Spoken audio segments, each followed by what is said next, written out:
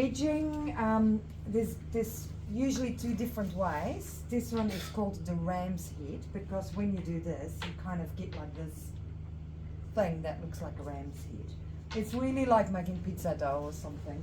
I always use these parts of my hand. I roll it back, push in, roll back, push in surface. And the reason we do this before going on the wheel is to get rid of most of the air bubbles that are inside, and you just sort of give it a bit of a plunking, and then I sort of give it a bit of whacking again to get rid of all the air bubbles and to make a little bit of a ball or whatever you call it. You sit really close to the wheel, as close as possible. You really want to hug it with your inner thighs. When you want to teach people, lots of people think making something on the wheel comes from your hands. You know, you guide with your hands. It's actually not. Your hands kind of guide, but it's all about the strength of your elbows and shoulders. So don't, well, I'll show you and then it makes sense. So anyway, we'll start. We'll whack our thing randomly, mostly in the middle, hopefully. Give it a couple of slaps. And then I usually sort of try to already make it a little bit round.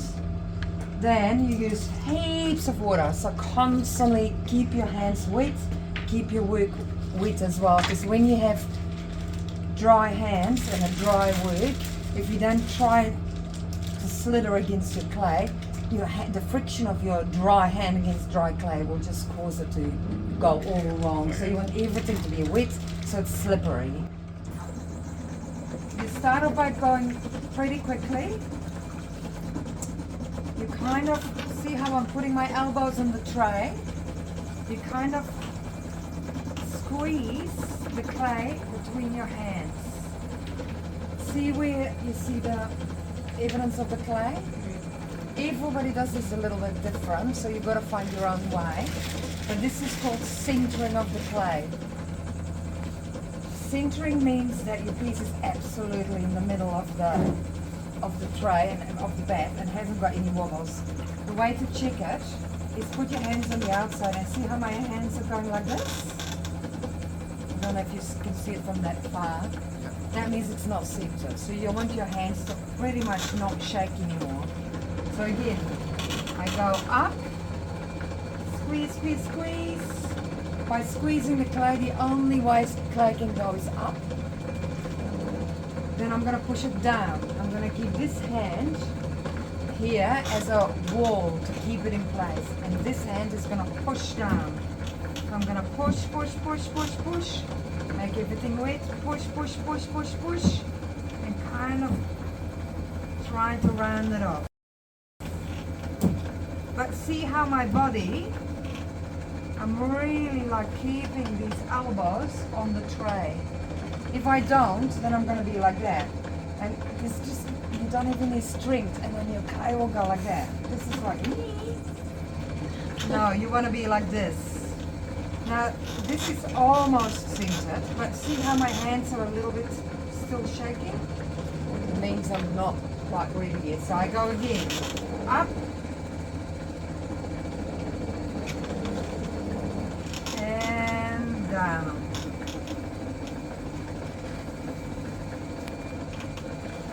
A lot of water.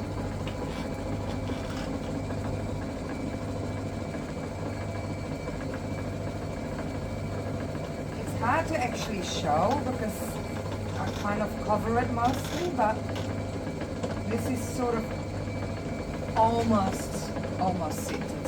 So I'm going to leave it at that just for you guys to see.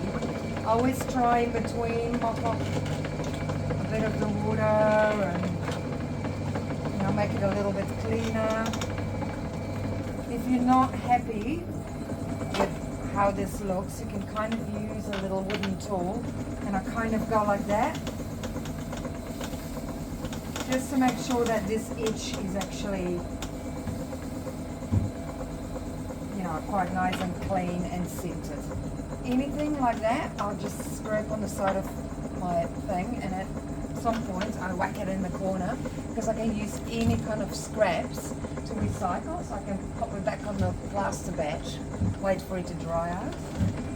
Right, so now that I've centered my clay, I'm going to make my bowl or whatever, or my mug or whatever.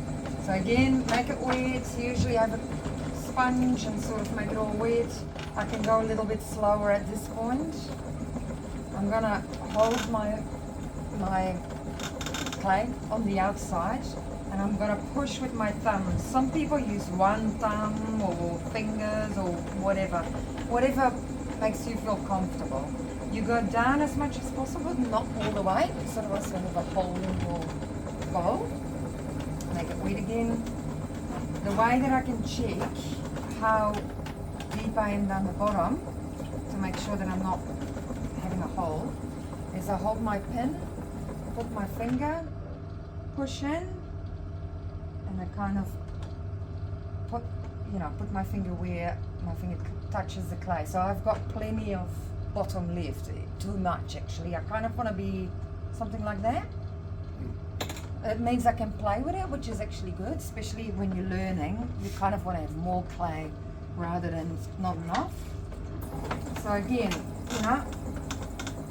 holding my clay. Now I'm going to open my vessel, so I'm going to kind of have my thumbs in that hole, use my outer fingers as a protection wall, and slowly go out so I can widen that bottom.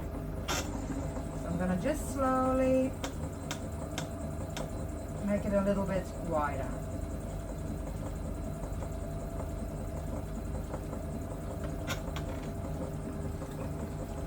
You always want to make the bottom of your vessel, you want to condense it, like put pressure on it a little bit. So I'm going around and around with my 3 fingers just in case there's some air bubbles.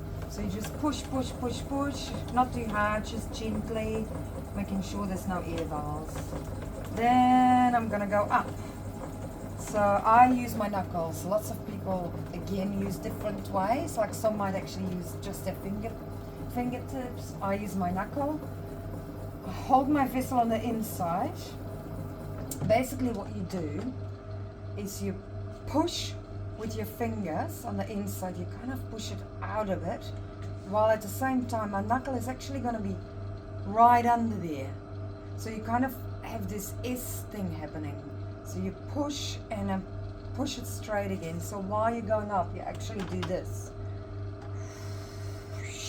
And again, because I'm pushing on the clay only has one way to go, and that's up. So you push a bit with this, then follow with my knuckle, and I'm going up like that. It kind of sounds weird, but yeah, you kind of have to play when you're doing it. Find your own way. So I'm going push with my inside fingers, while at the same time pushing with my knuckle, going up, up, up, up, up. See how that's making a little bit of a ridge? I haven't been on the wheel for a while, so excuse me. Again, I'm going up. As you can see, I'm not doing it very well, but that's the idea. When you get to the rim, you don't want to go off very suddenly and give it a shock. You kind of want to stay on that rim a little bit and then gently let go, so that the rim doesn't go whoop. When you go too quick, it will get out of shape. But as you can see, I haven't done a good job, so it's all on an angle and weird. I've got a good trick, and that's you just use your needle tool, hold it like that, support the inside, and you gently find a line and keep it stable on one spot, and just push it deeper and deeper and deeper until you got your top even again, and just whack that on the side. That's basically all it is, really. And then you can do things like, if I want to go wider, I'm just going to pull this vessel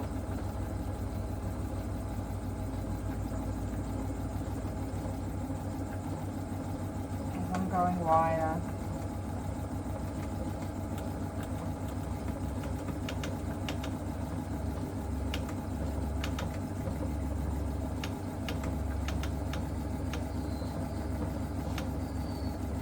I quite often use tools, like I might go and use the tools, you know, clean it all up, make this edge a bit better. Again, go wider.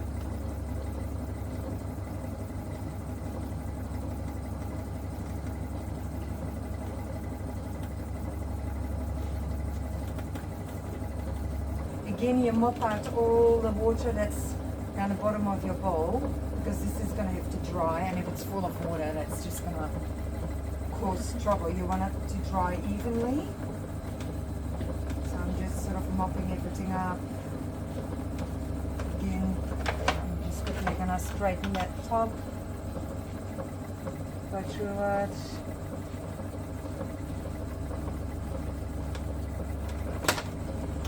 Make that a little bit better, so I've got at least something. Now at the end of it, you can do things like use these tools, clean the bottom of it. You can even use these tools to sort of make a little ledge to then get it off easier, or even to use it to kind of make it already look a little bit better. See how that smooths everything?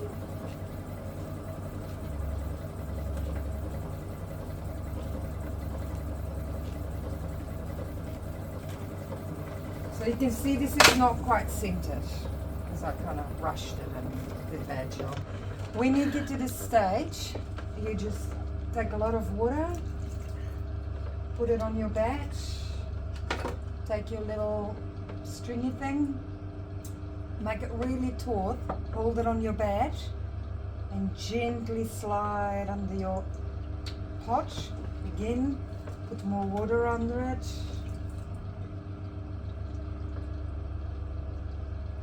And make it slide. See how it's coming off? At this point I can kind of get it off with my hands, and then I slowly plunk it on there, and I've got a near bubble in there. Put it in there. Then you let it dry, you know, depending on how the weather is. Sometimes it's already dry by the end of the day, but most of the times you come back the next day and then you can trim the vessel, which means cleaning it up and shaping it, and it needs to be in a leather hat state, which means not dry, not wet, something in between. And that's it. And then you ask people to clean up your wheel, really important. So you get all your little bits and pieces, put them in a bowl, and then you can whack it on there. Now, if you're not happy with your vessel, so say for example something went all the way wrong, mush it together and plunk it on here and make it kind of a little bit flat so it has more surface so it can dry easier.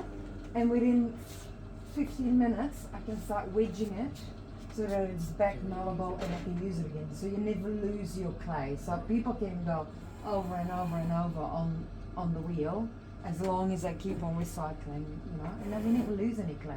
Most of the time people struggle for a long time with centering, but it's actually a really important part.